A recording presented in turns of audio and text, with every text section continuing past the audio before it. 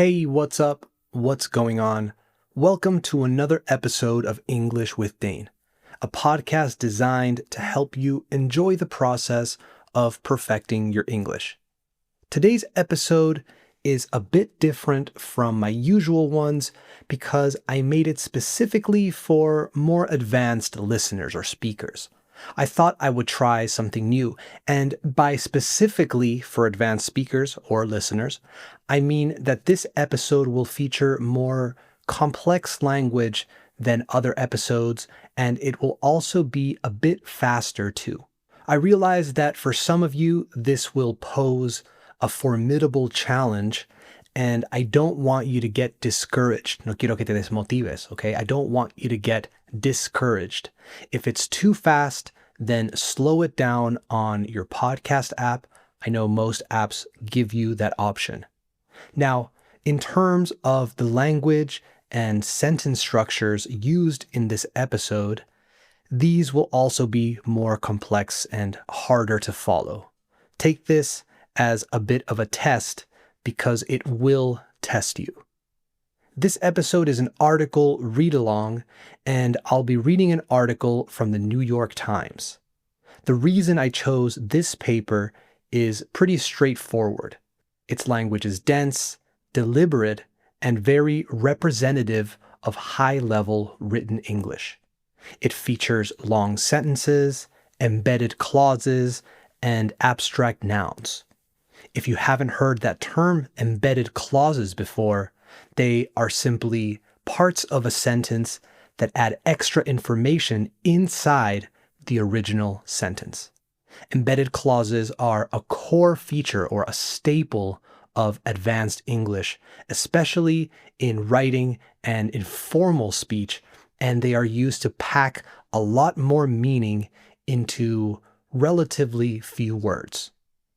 This is the kind of English you'll see in serious journalism, academic writing, and opinion pieces. It's harder to keep up with, of course, más difícil de seguir. It's harder to keep up with.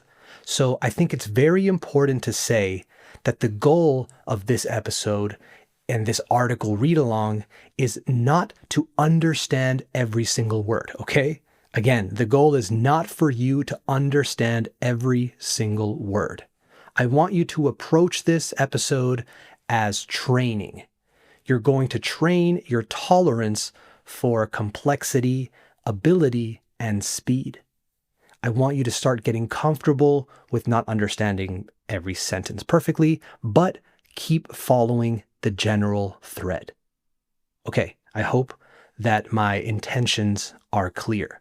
I'll add the transcript to this episode in the episode description so you can follow along, which I recommend you do, and the link to the article as well if you want to read the whole thing, because we won't cover everything.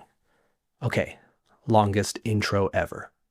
Let's get to it. You are listening to episode 39 of season 2 of English with Dane. Hit it.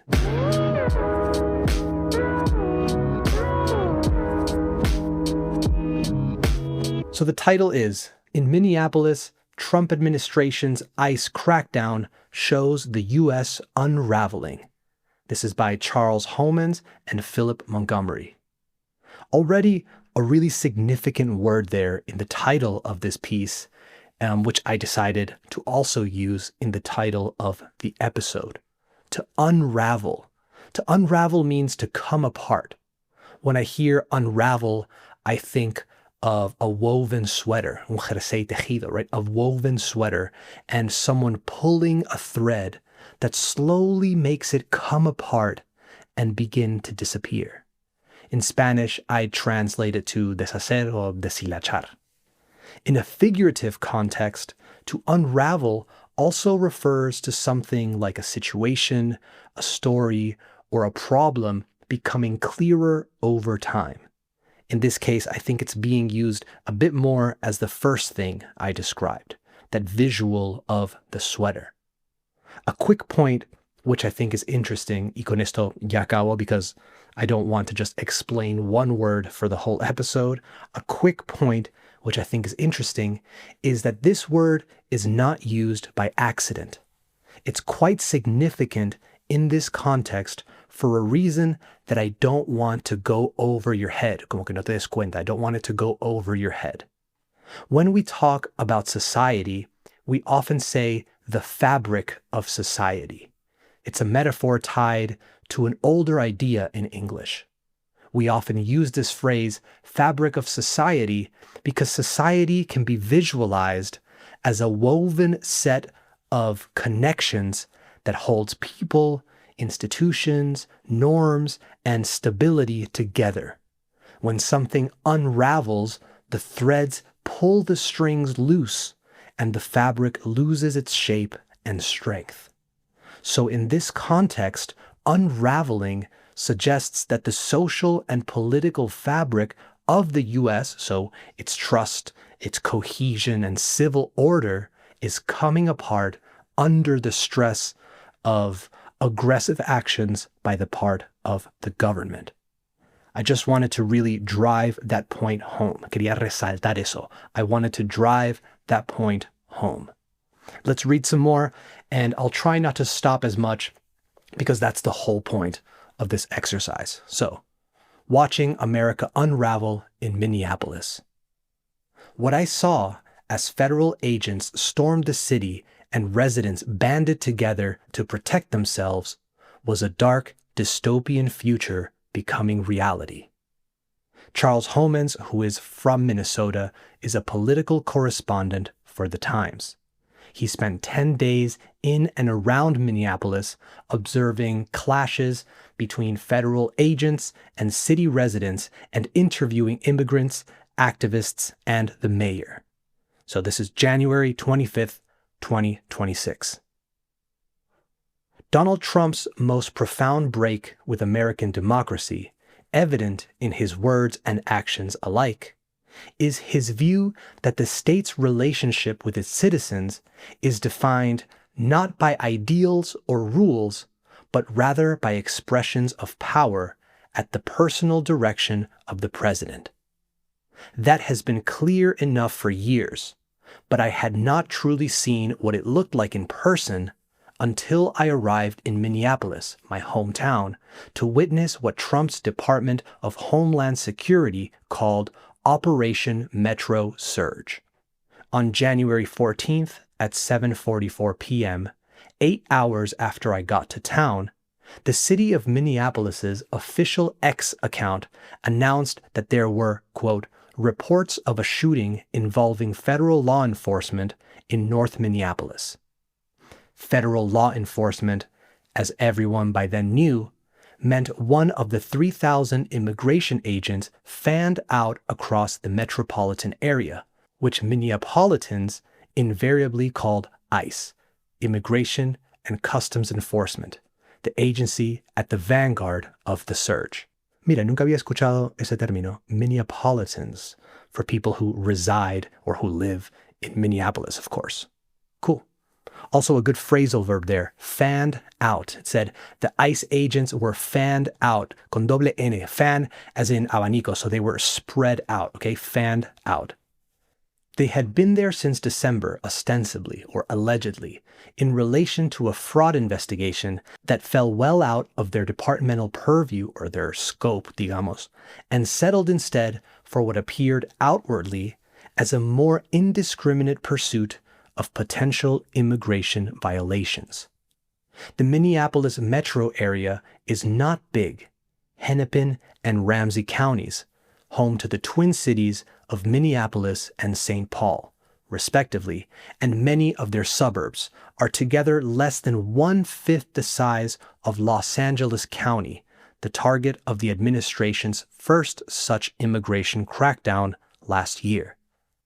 It is also home to a population of urban progressives who had thrown themselves into the task of tracking federal agents.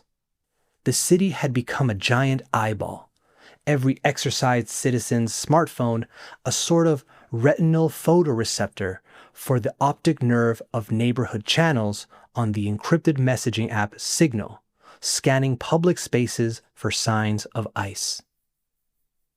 In the heightened atmosphere of the moment, the lines between documentation and confrontation had grown blurry. So they became messy, okay? They'd grown blurry. ICE officers, when they stuck around anywhere for more than a few minutes, were likely to be met by not just one or two camera-wielding observers, but many, and observation inevitably turned into protest. The latent combustibility of these encounters was visible in the footage that bystanders had captured of an ICE agent, Jonathan Ross, fatally shooting a resident, Renee Good, in her car on a snowy street in South Minneapolis on January 7th. That combustibility would be visible again in the fatal shooting on January 24th of Alex Jeffrey Preddy, a 37-year-old VA hospital registered nurse by Border Patrol agents. Por cierto, si no lo sabes, VA, as in VA hospital, the VA stands for Veteran Affairs. So it's the system or the hospitals that specifically help people that have served in the U.S. military in general. So this was a man, Alex Jeffrey Preddy, a 37-year-old VA hospital registered nurse. Let's keep going. Shock over the violence of the deployment quickly gave way to redoubled anger.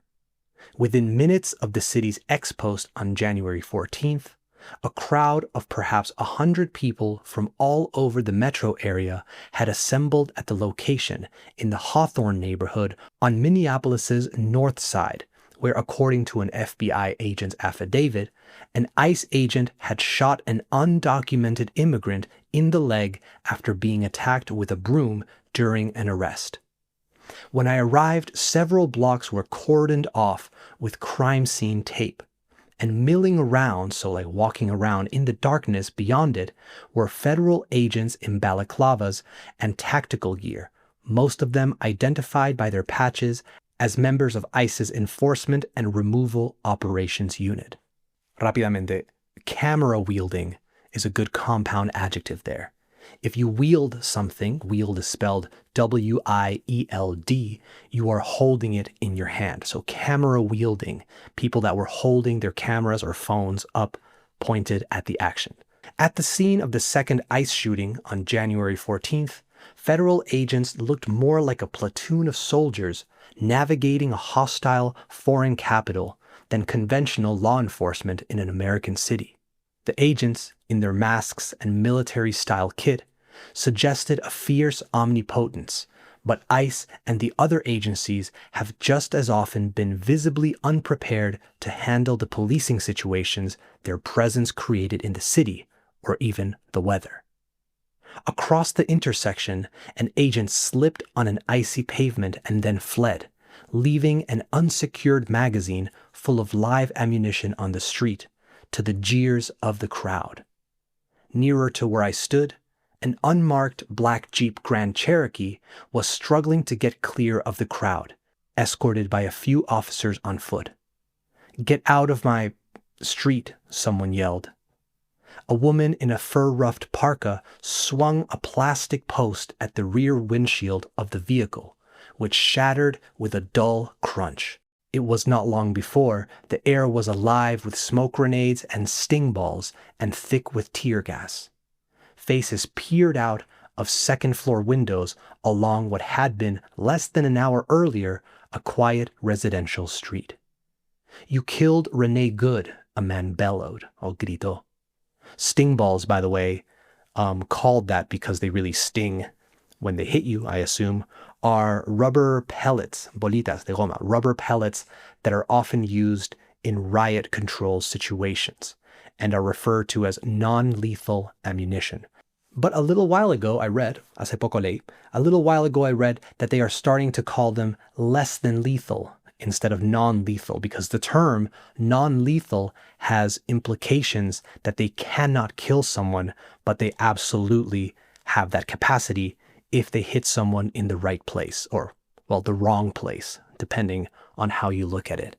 There are many people who have received life-altering injuries and even life-ending injuries because of these forms of ammunition. Thought it was important to make that point because the language and the terms we use dictate how we frame events in our minds. Let's keep going. The atmosphere was strange and unstable for a street protest, missing some important steps of the usual choreography, and it took me a moment to realize why. I saw no police officers. I had passed a Minneapolis Police Department cruiser parked some distance down the street, but here, where the agents were clashing with the crowd, they were nowhere to be seen. For weeks, these agents had become actors in a kind of theater of power, meting out various forms of state force and violence, framed by the smartphone cameras they carried, providing a steady stream of content for the Trump administration's various social media platforms. What was clear in person, seeing the scene outside of the frame, were the limits of this performance of power. The agents had no capacity to maintain order or much apparent interest in doing so. Their presence was a vector of chaos, and controlling it was not in their job description. All that was holding the crowd back, as far as I could tell, was the knowledge that an officer like these shot a woman a week earlier, and that another shot a man up the street an hour ago. I left the scene that night certain it would happen again. Mira, ahí leí un phrasal verb nuevo that I hadn't come across before, to mete out. Meet spelled M-E-T-E and then out. I had to look it up, lo tuve que buscar. To mete out means to give or impose something in a controlled, deliberate way, often by an authority. It's most commonly used with things like punishment, justice, discipline, or treatment in general, both good and bad. Look at us, learning together. That's the power of reading articles like this. I'll add that one to my list, and hopefully you'll hear me use it organically here on the podcast in the future. Let's read a little bit more before we finish up. This next part says, take out that phone and hit record. Tim Walz, Minnesota's embattled governor, appeared live on camera from his official residence on the night of the second shooting and clash.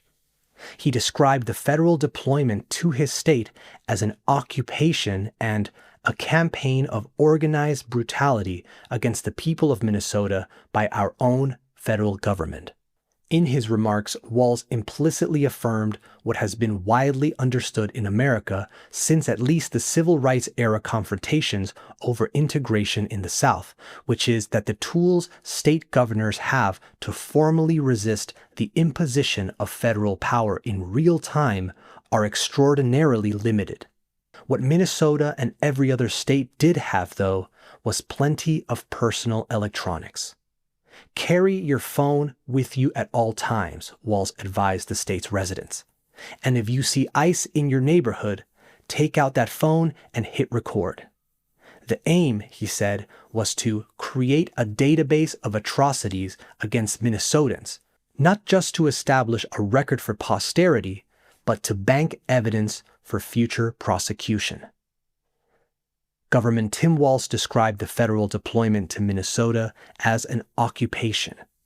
This sort of citizen surveillance of federal agents is a tactic that had spread widely, often with the support of Democratic officials like Walz, along with the immigration raids themselves, refined over the course of previous operations in Los Angeles and especially Chicago.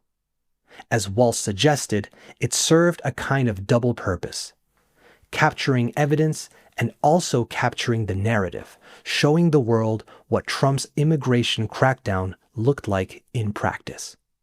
Última parte y acabamos. Because of Minneapolis's small size, the sledgehammer scale of the deployment, and the extreme contempt that Minneapolitans had for it, ICE watching had attained a manic intensity in some neighborhoods of the city, which became an exacerbating factor in the fog of war confusion and paranoia the raids brought to town. Okay, let's finish up there.